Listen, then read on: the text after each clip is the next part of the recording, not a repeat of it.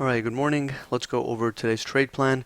So in the overnight session, we saw that ahead of NFP, ES actually got up to that 42 naked VPOC, and from there we sold off all the way down to 1829 on the employment report, and at this point we're simply balanced within a range. We're going to be using 31.75 to 34 quarter as the bull bear zone to establish our directional bias. And if the market holds above that area, then that would tell us that there is still some decent strength in this market, and it could result in a move up to the 41 to 43 initial resistance zone. And one of the main things we're going to be looking for this morning is whether we have any directional conviction in the market.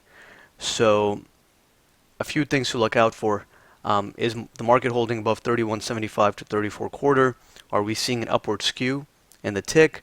Are we seeing stable and rising internals with the AD lines heading in one direction? If that happens to be the case, those would be signs of some decent directional conviction in the market.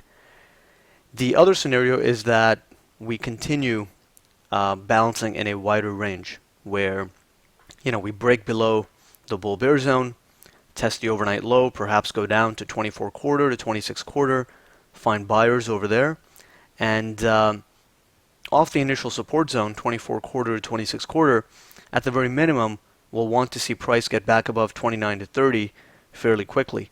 And if that doesn't happen, then that would open the door for a liquidation type scenario down to the 1875 to 2075 support. So in the event that we break the bull bear, break the overnight low, and then hold below the overnight low, that's where it would start to look pretty bad for the buy side, and we can get a move down to the 2075 gap and test that support zone below. And that is the bottom of the current balance, so I do expect buyers to be active there on first test. And off the 1875 to 2075 support, we'd be targeting a move back up to 24 quarter to 26 quarter, and perhaps balance there a bit, and then have a option to go back up to 29. But at the moment, we've seen that every downward move has been bought up, and it's been bought up pretty well on first test. Every push that we get towards the bottom of the balance or the middle of this balance gets bought up pretty aggressively. So even though we're seeing a kind of a wider range and some more volatility, buyers are stepping in on every push into support. So we can't really just write off the buy side just yet. And that's why we're using 31.75 to 34 quarter as the bull bear zone.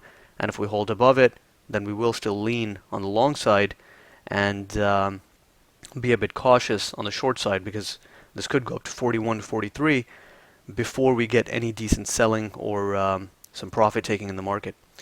So those are really the main ideas on the day time frame. We'll be watching how well the market's holding up, whether there is any directional conviction, and if there is directional conviction, we'll lean in that direction. Otherwise, we'll simply try to trade the zones and look for opportunities on both sides.